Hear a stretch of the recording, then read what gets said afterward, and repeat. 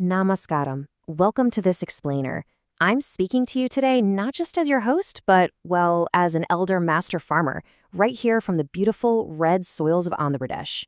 We're diving into something absolutely crucial today, a sacred duty, really. It's all about restoring our bhumi, our living soil.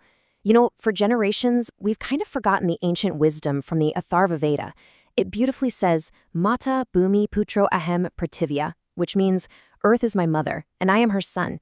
But instead of honoring Bhumi Devi, we've heavily poisoned her with synthetic chemicals. We've been treating the soil like it's just dead dirt, instead of a living, breathing entity. But hey, today, I'm going to show you exactly how to stop wasting your hard-earned money on expensive, damaging fertilizers. We're going to bring our soil back to life for the next generation. So let's begin this journey back to our roots, all right? I absolutely love this saying. Healthy soil isn't made in a factory, it's made in a drum. It really anchors everything we're talking about today. See, our ancestors, they deeply understood this delicate, perfect balance of nature. But then came the Green Revolution back in the 1960s and 70s. Right here in Andhra, we were told synthetic fertilizers were this ultimate magic solution, right? We chased those incredibly high yields, just pouring urea onto our fields year after year. But what did we actually get in the long run? The groundwater in our Deccan Plateau started depleting so rapidly. Our soil, which used to be so soft, turned as hard as a baked brick. And tragically, our smallholder farmers were pushed into these crippling, inescapable debts. Our ancient texts constantly remind us that all life depends entirely on the health of the earth. It is absolutely time we return to that ancestral wisdom and permanently abandon this chemical dependency. It's clearly failed us. So, to fix our broken soil, we turn to the very first half of our secret duo, and that is Jeevamrutham. Now, if we break that down in our ancient Sanskrit, Jiva means living, and Amrutha means elixir or nectar. Think back to our ancient Puranas, where the Devas and Asuras churned the great cosmic ocean in the Samudra Manthan, all to get Amrutha, the literal nectar of immortality. Well, today, we are churning and creating that exact same immortality, but for our soil. Now, understand this very clearly, because this is key. Jeevamrutham is not a fertilizer. It doesn't force nutrients directly into the plant like some synthetic chemical injection. Not at all. It's a fermented microbial inoculant. It's literal life nectar that feeds the sacred microorganisms dwelling deep within the earth. In true natural farming, you feed the bhumi, and the bhumi, in her infinite beautiful abundance, feeds the plant. And honestly, the science backing up our sacred traditions is absolutely staggering. In our history, we deeply revere Kamadhenu, right? The divine bovine goddess who provides all desires and nourishes the whole world. Well, modern microbiology is now showing us exactly why. Our native cows have this prominent hump, which traditional wisdom says houses the Surya Ketu Nadi. It's a vein that absorbs solar energy, naturally enriching everything the cow produces. And when we actually look at the data, wow. A single gram, just 1 gram, of fresh, native desi cow dung contains anywhere from 300 to 500 billion microbes. That is billion with a B. Compare that directly to exotic or Jersey cows, which hold only about 75 lakh microbes per gram. That astonishing microbial richness is literally the beating engine of natural farming. Because of this massive concentration of life, the dung from just one single desi cow is enough to support up to 30 acres of agricultural land. Incredible, right? Now, when we talk about honoring our ancestral legacy, we've also got to talk about the farmer's wallet. Buying synthetic fertilizers like urea and DAP, that signs a farmer up for massive recurring costs. And that's exactly what pushes our communities into terrible, heartbreaking debt traps. The tears of debt have watered way too many fields in our country. But with Jeevamrutham, the cost is virtually zero. You spend maybe a mere 50 to 100 rupees on natural, local ingredients sourced right from your own farm. And hey, if you already have a native cow, it's practically free. While chemicals brutally deplete your soil's life and structure over time, the zero-budget approach actually builds your topsoil. It improves fertility season after season, and it's 100% beautifully aligned with nature. So, you're probably wondering, how do we brew this microbial magic? It is wonderfully simple farm alchemy.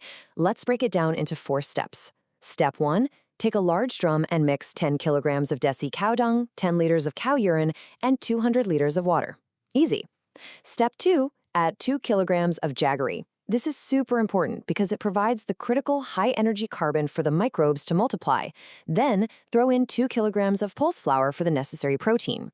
And most importantly, add a handful of local field or forest soil. That acts as your native starter culture. Step 3, stir it clockwise. Now, why clockwise? Well, in our tradition, moving clockwise, pradakshina, aligns perfectly with cosmic natural forces and positive energy flow. It literally stimulates rapid microbial multiplication. And finally, step 4, just let it ferment quietly in the shade for 48 hours.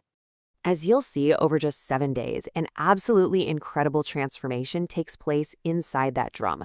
The earthy smell deepens, the surface actually begins to bubble, and those simple, cheap ingredients, they turn into a thriving microbial metropolis. You know, in our traditional stories, we always hear of magical elixirs that cure all ailments and restore life to the dead. Well, I'm telling you, this is the real-world agricultural equivalent of that exact magic. 1 trillion microscopic warriors are born in there, and the brew becomes a highly potent bioinoculant. It functions as a completely natural growth promoter that wards off disease and massively enhances your plant's resilience against pests and crazy changing weather. But wait, there is a major challenge we face here. If you take this rich, living nectar and just pour it directly onto bare, exposed earth, well, disaster strikes. Our harsh Indian sun, the extreme surface heat, and that intense UV radiation will immediately kill off our newly brewed microbial army. They're just going to dry out, face severe desiccation, and frankly perish within hours. Think about it this way. You wouldn't invite highly revered, precious guests into your home without giving them a sturdy roof over their heads, would you? Of course not. Our microscopic guests are the exact same. They desperately need protection from the elements to do their sacred work. Which brings us to Pillar 2, Achandana, the protective blanket. This is the crucial second half of our secret duo. Look, if Jeevamrutham brings the life, Achandana provides the vital home. This is the structural habitat that is absolutely required for our microscopic warriors and soil fauna, like our friendly earthworms, to survive and thrive. Now, we have 3 beautiful techniques for this. First up is live mulching, or sajiva achandana. This is where we intercrop monocots and dicots, like growing your grains and nitrogen-fixing beans together, so the soil is always covered by a living canopy. Second is straw mulching. That's where we securely blanket the earth with crop residues and dry leaves. And third is wapasa, or soil mulching. Wapasa acts exactly like the earth's lungs. It ensures proper aeration, allowing the soil to breathe in oxygen while holding on to this perfect micro-level balance of moisture. It completely shields the life working for us underground. So, what does this all mean when you put it together? When you combine the life-giving nectar with a secure, protective home, you completely transform your farm. You take it from a sterile, chemical wasteland into a beautifully self-sustaining, living agro-ecosystem. Right here in Andhra, we are seeing farmers absolutely thrive with this. Our famous Guntur chilies and deep-rooted cotton crops grown with this method, they are showing remarkable results. The data, and honestly just our own eyes, prove it. Farmers who switch to this dynamic duo report a 30 to 40% increase in crop yields. That's huge. We also see noticeably better water retention during our harsh droughts, and the soil color and texture, it literally returns to the deep, rich darkness our grandfathers used to farm. As an elder farmer speaking to the next generation, I really want to leave you with this final, vital question. Will you continue feeding the massive chemical factories, keeping yourself trapped in a vicious cycle of debt and degraded land? Or will you start feeding our sacred soil? It is time to honor the earth again. Let's stop wasting your hard-earned money and fully embrace this toxin-free, incredibly powerful ancestral legacy. Thank you so much for joining me for this explainer.